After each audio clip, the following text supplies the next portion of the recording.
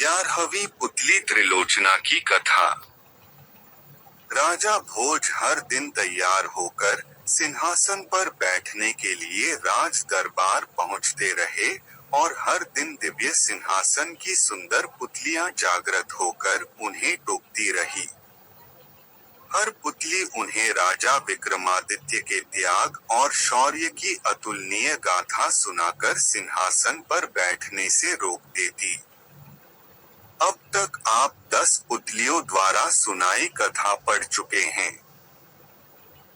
आइए आज पढ़ते हैं 11वीं पुतली त्रिलोचना की सुनाई कथा। अगले दिन राजा भोज जब दरबार में पहुंचे तो 11वीं पुतली त्रिलोचना जैसे जागृत होने के लिए तैयार ही बैठी थी। त्रिलोचना बोली, हे राजा भोज, आप प्रतिदिन इस सिंहासन पर बैठने के लिए आते हैं और राजा विक्रमादित्य की कथा सुनने के बाद लौट जाते हैं। फिर भी आपने अब तक हिम्मत नहीं हारी। राजा भोज का अभिमान अब कम हो चला था। वे विनम्रता पूर्वक बोले, हे सुंदरी, आप हमें राजा विक्रमादित्य की कौन सी कथा सुनाने वाली हैं, कृपया सुनाएं। हमारे साथ साथ नगर की प्रजा भी अपने पूर्व राजा की वीरता और त्याग से परिचित होना चाहती है। अगर आपको हमारा चैनल पसंद आया हो तो कृपया इसे सब्सक्राइब जरूर करें। बेल आइकन दबाना न भूलें ताकि आपको हमारे नए वीडियो की जानकारी सबसे पहले मिल सके। आपका समर्थन हमारे लिए बहुत कीमती है। धन्यवाद। त्रिलोचना ने मुस्कुराकर कथा आरंभ की। हे राजन, राजा विक्रमादित्य बहुत बड़े प्रजापालक थे। उन्हें हमेशा अपनी प्रजा की सुख समृद्धि की ही चिंता सताती रहती थी। एक बार उन्होंने एक महायज्ञ करने की ठानी। असंख्य राजा महाराजाओं, पंडितों और ऋषियों को आमंत्रित किया। यहाँ तक कि देवताओं को भी उन्होंने नहीं छोड़ा। पवन देवता को उन्होंने खुद निमंत्रण देने का मन बनाया तथा समुद्र देवता को आमंत्रित करने का काम एक योग्य ब्राह्मण को सौंपा। दोनों अपने काम से विदा हुए। जब विक्रम वन में पहुंचे तो उन्होंने ध्यान करना शुरू किया ताकि पवन देव का पता ठिकाना ज्ञात हो। योग साधना से पता चला कि पवन देव आजकल सुमेरु पर्वत पर वास करते हैं। उन्होंने सोचा अगर सुमेरु पर्वत पर पवन देवता का आह्वान किया जाए तो उनके दर्शन हो सकते हैं। उन्होंने दोनों बेतालों का स्मरण किया तो वे उपस्थित हो गए। उन्होंने उन्हें अपना उद्देश्य बताया। बेतालों ने उन्हें आनन फानन में सुमेरु पर्वत की चोटी पर पहुंचा दिया। चोटी पर इतना तेज हवा थी कि पैर जमाना मुश्किल था। बड़े बड़े वृक्ष और चट्टान अपनी जगह से उड़कर दूर चले जा रहे थे, मगर विक्रम तनिक भी विचलित नहीं हुए। वे योग साधना में सिद्धहस्त थे, इसलिए एक जगह अचल होकर बैठ गए। बाहरी दुनिया को भूलकर पवन देव की साधना में रत हो गए। न कुछ खाना, न पीना, सोना और आराम करना भूलकर साधना में लीन रहे। आखिरकार पवन देव ने सुधि ली। हवा का बहना बिल्कुल थम गया। मंद मंद बहती हुई वायु शरीर की सारी थकान मिटाने लगी। आकाशवाणी हुई, हे राजा विक्रमादित्य, तुम्हारी साधना से हम प्रसन्न हुए। अपनी इच्छा बताएं। विक्रम अगले ही क्षण सामान्य अवस्था में आ गए और हाथ जोड़कर बोले कि वे अपने द्वारा किए जा रहे महायज्ञ में पवन देव की उपस्थिति चाहते हैं। पवन देव के पधारने से उनके यज्ञ की शोभा बढ़ेगी। यह बात विक्रम ने इतना भावुक होकर कही कि पवन देव हंस पड़े। उन्होंने जवाब दिया कि सशरीर यज्ञ में उनकी उपस्थिति असंभव है। वे अगर सशरीर गए तो विक्रम के राज्य में भयंकर आंधी तूफान आ जाएगा। सारे लहलहाते खेत, पेड़ पौधे, महल और झोपड़ियां सब की सब उजड़ जाएंगी। रही उनकी उपस्थिति की बात, तो संसार के हर कोने में उनका वास है, इसलिए वे अप्रत्यक्ष रूप से उस महायज्ञ में भी उपस्थित रहेंगे। विक्रम उनका अभिप्राय समझकर चुप हो गए।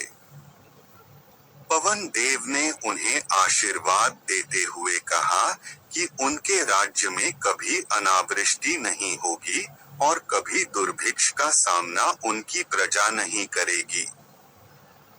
उन्होंने विक्रम को कामधेनु गाय देते हुए कहा कि इसकी कृपा से कभी भी विक्रम के राज्य में दूध की कमी नहीं होगी। जब पवन देव लुप्त हो गए, तो विक्रमादित्य ने दोनों बेतालों का स्मरण किया और बेताल उन्हें लेकर उनके राज्य की सीमा तक आए। जिस ब्राह्मण को विक्रम ने समुद्र देवता को आमंत्रित करने का भार सौंपा था, वह काफी कठिनाइयों को झेलता हुआ सागर तट पर पहुंचा। उसने कमर तक सागर में घुसकर समुद्र देवता का आह्वान किया। उसने बार बार दोहराया कि महाराजा विक्रमादित्य महायज्ञ कर रहे हैं और वह उनका दूत बनकर उन्हें आमंत्रित करने आया है। अंत में समुद्र देवता असीम गहराई से निकलकर उसके सामने प्रकट हुए। उन्होंने ब्राह्मण से कहा कि उन्हें उस महायज्ञ के बारे में पवन देवता ने सब कुछ बता दिया है। वे पवन देव की तरह ही विक्रमादित्य के आमंत्रण का स्वागत तो करते हैं, लेकिन सशरीर वहां सम्मिलित नहीं हो सकते हैं। ब्राह्मण ने समुद्र देवता से अपना आशय स्पष्ट करने का सादर निवेदन किया, तो वे बोले कि अगर वे यज्ञ में सम्मिलित होने गए तो उनके साथ अथाह जल भी जाएगा और उसके रास्ते में पड़ने वाली हर चीज डूब जाएगी। चारों ओर प्रलय सी स्थिति पैदा हो जाएगी। सब कुछ नष्ट हो जाएगा। जब ब्राह्मण ने जानना चाहा कि उसके लिए उनका क्या आदेश है, तो समुद्र देवता बोले कि वे विक्रम को सकुशल महायज्ञ संपन्न कराने के लिए शुभकामनाएं देते हैं। अप्रत्यक्ष रूप में यज्ञ में आद्योक्ति विक्रम उन्हें महसूस करेंगे, क्योंकि जल की एक एक बूंद में उनका वास है। यज्ञ में जो जल प्रयुक्त होगा उसमें भी वे उपस्थित रहेंगे। उसके बाद उन्होंने ब्राह्मण को 5 रत्न और 1 घोड़ा देते हुए कहा, मेरी ओर से राजा विक्रमादित्य को यह उपहार दे देना। ब्राह्मण घोड़ा और रत्न लेकर वापस चल पड़ा। उसको पैदल चलता देख वह घोड़ा मनुष्य की बोली में उससे बोला कि इस लंबे सफर के लिए वह उसकी पीठ पर सवार क्यों नहीं हो जाता। उसके नानुकुर करने पर घोड़े ने उसे समझाया कि वह राजा का दूत है, इसलिए उसके उपहार का उपयोग वह कर सकता है। ब्राह्मण जब राजी होकर बैठ गया, तो वह घोड़ा पवन वेग से उसे विक्रम के दरबार ले आया। घोड़े की सवारी के दौरान उसके मन में इच्छा जगी, काश यह घोड़ा मेरा होता।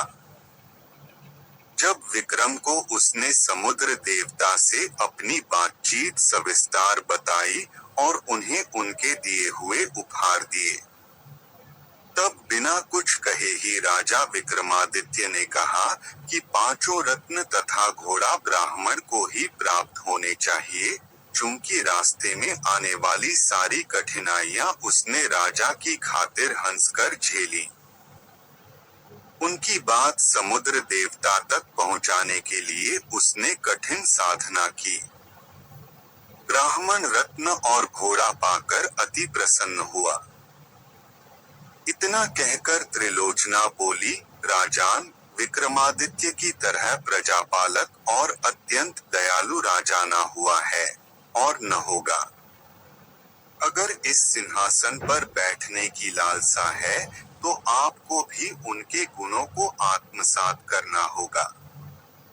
त्रिलोचना पुतली रूप में सिंहासन पर स्थापित हो गई। अगले दिन 12वीं पुतली पद्मावती ने रोका राजा भोज का रास्ता और सुनाई आकर्षक गाथा।